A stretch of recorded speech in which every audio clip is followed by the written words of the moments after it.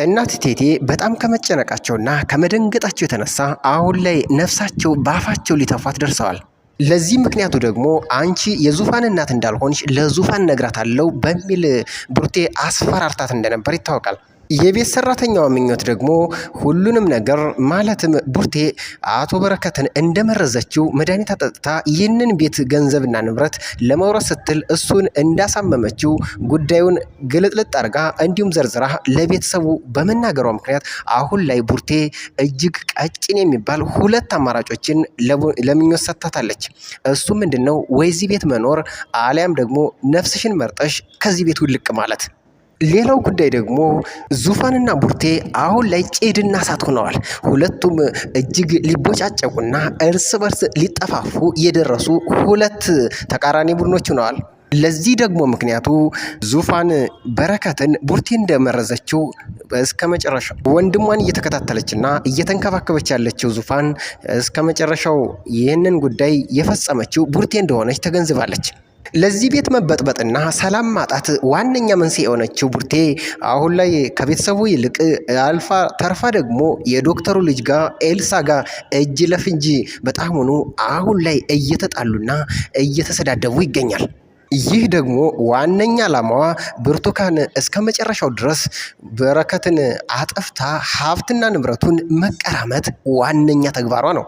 ሰላም ጤና ይስጥልን ውድ የተከበራችሁ የቻናላችን ተከታታዮች፣ በዛሬው ቪዲዮአችን ኬሮድስ ክፍል 12 አበይት ትዕይንቶችን እንዲሁም ዋና ዋና ነጥቦችን ልናደርሳችሁ ወደን። ታዲያ ለቻናሉ አዲስ ከሆናችሁ ቻናሉን ሰብስክራይብ እንዲሁም ደግሞ ቪዲዮን ላይክ በማድረግ እስከ ቪዲዮ ፍጻሜ ድረስ አብራችሁን ዝለቁ፣ አብራችሁን ሁኑ።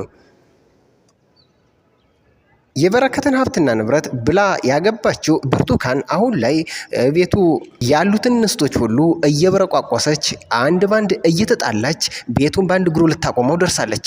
ታዲያ የእሷን ሴራና ተንኮል እግር በእግር ተከታትላና አጣርታ የደረሰችበት የቤት ሰራተኛዋ ምኞት ሁሉንም ነገር ለእህቱ ለዙፋንና ለእናት እቴቴ ሁሉንም ነገር በዝርዝር አስረድታለች። ታዲያ አሁን እናት እቴቴ ማለትም የበረከት እናት ብርቱካንን ከዚህ ቤት ውልቅ አድርገው ለማባረር የወሰኑ ቢሆንም ታዲያ በአንድ ጉዳይ አሁንም ማንቁርታቸው ተይዟል። ታዲያ በነገሩ እጅግ ተደናግጠውና በጣም ተናደው ብርቱካንን ከዚህ ቤት ቅሌን ጨርቄን ሳትይ ነገውኑ ከዚህ ቤት እንድትወጪ በማለት ለብርቱካን ትዕዛዝ ያስተላልፉ።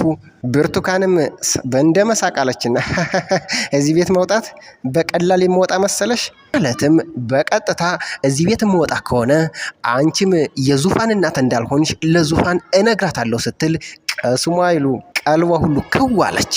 ታዲያ እናት እቴቴ በጣም ደንግጠው ቆይ ከኔ ምንድን ነው የምትፈልጊው?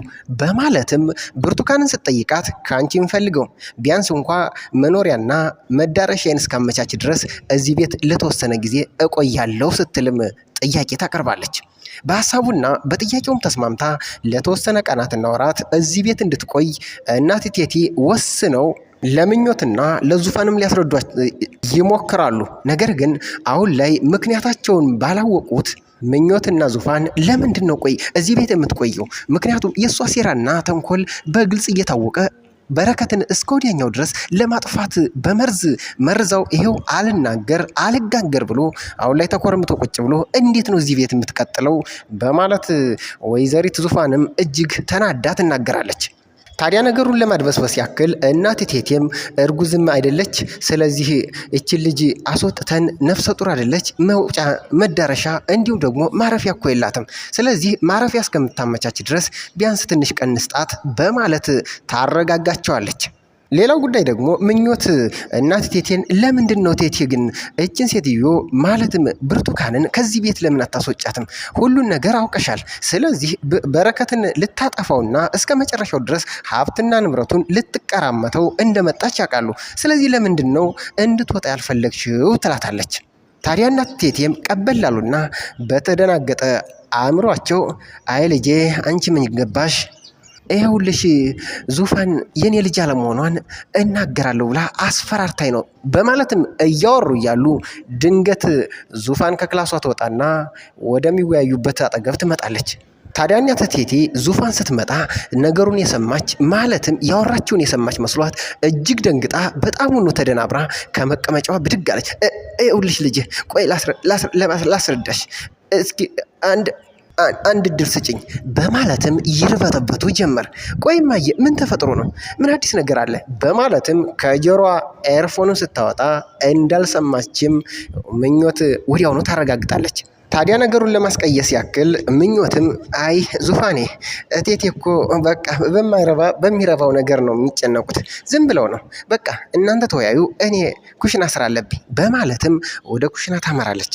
ታዲያ ኩሽና ውስጥ እያለች ምኞት በቀጥታ ብርቱካን ከክላሷ ወጥታ ወደ ኩሽና ታመራለች። ኩሽና እንደመጣች አንቺ ርካሽ እኔን ነው አይደለ እንደዚህ ተናግረሽ ልታስወጭኝ ሴራሽን ያሴርሽው በማለትም ፀጉሯን ጎትታ ጉሮሮዋን አንቃ አጨናነቀቻትና ልትገላት ተደረሰችው። ይኸውልሽ አንድ አማራጭን ሰጥሻለሁ።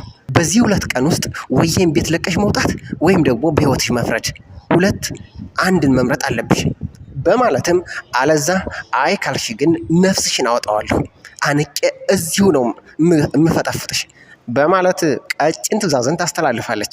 ታዲያ በዚህ የተነሳ ምኞትም ለመውጣት እዚህ ቤት ለመሄድ ወስና እቃዎቿንና እንዲሁም ልብሷን ሻንጣን እያዘጋጃች እያለች ነገር ግን በሐሳቧ አንድ ሐሳብ ብልጭ አለላት።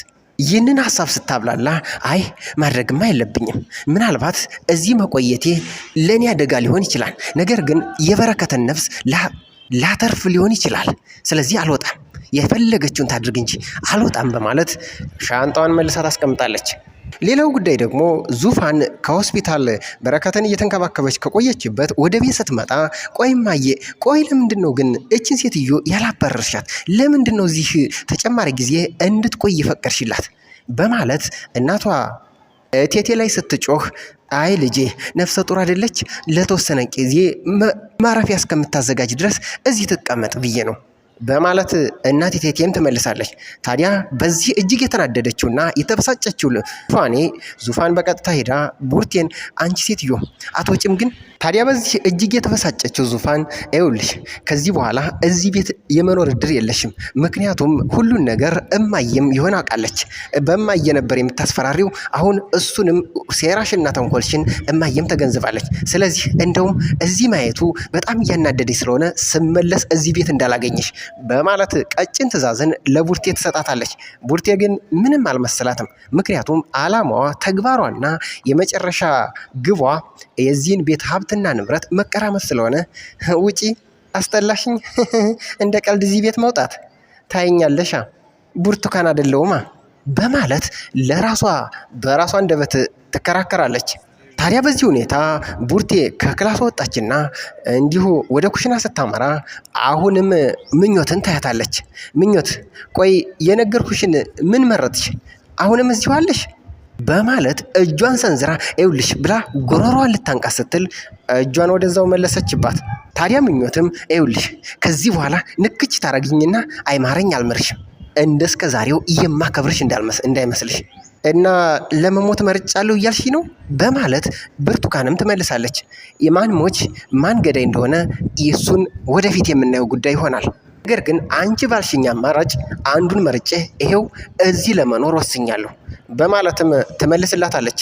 በጣም ተገርማና እጅጉኑ ሀሳብ ውስጥ ገብታ ቡርቴም ቆይ ከበረከት ፍቅር ይዞሻል እንዴ በማለትም ምኞትን ትጠይቃታለች። ኧረ ይቅር ይበልሽ ጋሽ እኮ አባቴ ማለት ናቸው። ከዚህ በፊት በደንብ ሲንከባከቡኝና ጥሩ ሲያደርጉልኝ ነበር። አሁን ላይ በችግራቸው ጊዜ እኔም ልደርስላቸው ይገባል፣ ልንከባከባቸው ይገባል። ስለዚህ ሞቴን መርጫለሁ፣ ከቻልሽ መግደል ትችያለሽ በማለት ሀሳቧን ትሰነዝራለች። ታዲያ በዚህ እጅግ በጣም የተናደደችውና የተበሳጨችው ብርቱካን የመጨረሻ እድሏን ለመሞከር ከቤት በቀጥታ ወደ ሆስፒታል ታመራለች።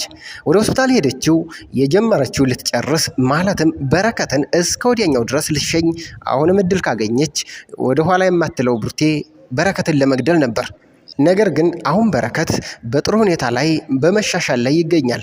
በመልካም ዶክተር ማለትም በቀናይ እና በጠንካራው ዶክተር እንክብካቤ አሁን ላይ ፊዚዮቴራፒና እንዲሁም መለስተኛ ሕክምና እየተደረገለት አሁን ጤናው እየተመለሰ ይገኛል። ከዛም ባለፈ አሁን ላይ የዶክተሩ ልጅ ኤልሳም አሁን ላይ ጥሩ እንክብካቤና እንዲሁም አመጋገብ እያደረገችለት ትገኛለች። ታዲያ በዚህ ሁናቴ ብርቱካን ልክ በረከት ጋር ስትደርስ ያገኘችው ዶክተሩን ሳይሆን ኤልሳን ነበር። አሁን ላይ ኤልሳ ዶክተሩ ስለሌለ ማለትም አባቷ ዶክተሩ ስለወጣ በረከትን እየተንከባከበች እንዲሁም ደግሞ እያዝናናችውና እያጫወተችው ትገኛለች። ታዲያ ይሄ ደግሞ ለጤናውም እጅግ መሻሻል ወሳኝ ስለሆነ ነው። ታዲያ በዚህ ማለትም ቡርቴ ከመጣች በኋላ አሁን ላይ ከባለቤቴ ጋር የምናወራቸው ሚስጥሮች አሉ፣ ስለዚህ እንድትወጭልኝ እፈልጋለሁ ስትላት አንቺ ከፈለግሽ ውጭ እንጂ እዚህ ቤት ንቅንቅ አለለም። ስለዚህ አባዬ እስከሚመጣ ድረስ እኔ ከበረከት ምንም ንቅንቅ ልል አልችልም ትላታለች። ታዲያ ብርቱካን ሁልጊዜም መጥፎን እንጂ መልካምን የማትመኘው ማለትም አንቺ ቆይ ምን እያሰብሽ ነው? በአካባቢ እያፈለግሽ ነው እንዲህ በማለትም መጥፎ ንግግሯን ትሰነዝራለች። ታዲያ በነገሩ እጅግ የተበሳጨችውና የተናደደችው ኤልሳ ረበክ በስማምቤ አንቺ ባለጌ እንደሆንሽ በጣም መጥፎ እንደሆንሽ ስለ አንቺ ሁሉንም ነገር ሰምቻለሁ። እኔ አሁን ላይ አባቴ የሰጠኝን ኃላፊነት እየተወጣውና በረከትን አጠገቡ ሆነሽ ጠብቂው ስላለኝ እንጂ እኔ ያንቺን ባል ለማላባለግ ወይም ደግሞ ያንቺን ባል ለመቀማት እዚህ አልተገኘውም። ከፈለግሽ መውጣት ትችላለሽ፣ ቤታችን ለቀሽ ውጭ የሚልም ቀጭን ትዕዛዝ ታስተላልፋለች። በዚህ ጭቅጭቅና ንትርክ መሃል እንግዲህ መልካሙ ዶክተር ከውጭ ወደ ውስጥ ይመጣል። ሲመጣ ሁለታቸው እየተጨቃጨቁና እየተናታረኩ ስለደረሰ ቆይ ምን ተፈጥሮ ነው? በረከት ደህና አይደለም እንዴ? በማለትም ይጠይቃል። አይ ዶክተር በረከት ደህና ነው፣ ነገር ግን ባሌን እያባለገችው መሰለኝና ስናገራት በጣም ተናገረችኝ። ስለዚህ ከባሌ ጋር የማወራው ጉዳይ ነበረኝ፣ ውጭ ብላት አልወጣም አለች። ኤልሳም ቀበል አለችና አባዬ ነገሩ እንደዛ አይደለም፣ እኔ አንተ ባልከኝ መሰረት መድኃኒቱን እየሰጠሁትና እየተንከባከቡት ነበር። እሷ መታ ግን ባሌን አባለግሽ እያለች ሰደበችኝ ትለዋለች። ታዲያ ዶክተሩም እጅግ ተበሳጭቶና በጣም አዝኖ ውጭ አንቺ ምንድን ነው የምታወሪው? አሁን በረከት ለራሱ ጤንነቱ የመመለስ ያለመመለስ ጉዳዩ እጅግ አሳሳቢ ሁኔታ ላይ እያለ እንዴት ነው የምታባልገው? በማለትም ገፍትሮ ከቤት ብርቱካንን ያስወጣታል። በቀጣይ ክፍል 12 ላይ ምን ይጠበቃል? በተለይ ደግሞ ዙፋን የእቴቴ ልጅ አለመሆኗን ስታቅ ምን ሊፈጠር ይችላል? አሁን ላይ መረጃዎችና ማስረጃዎችን እየፈለገችና እያጣራች ትገኛለች። ከደረሰችበት ምን ውሳኔ ልትወስን ትችላለች? ሌላው ጉዳይ ደግሞ አሁን ላይ ምኞት እጅግ ትልቅና በጣም ሆኖ አሳሳቢ ጉዳይ ላይ ናት። ምክንያቱም እዚህ ቤት መቆየቷ ለእሷ ጥሩ ነገር አይሆንም። ምክንያቱም ወይዘሪት ብርቱካን እጅግ አሳስባትና አስጠንቅቃት ነበር፣ ወይ መሞት ወይ እዚህ ቤት መውጣት።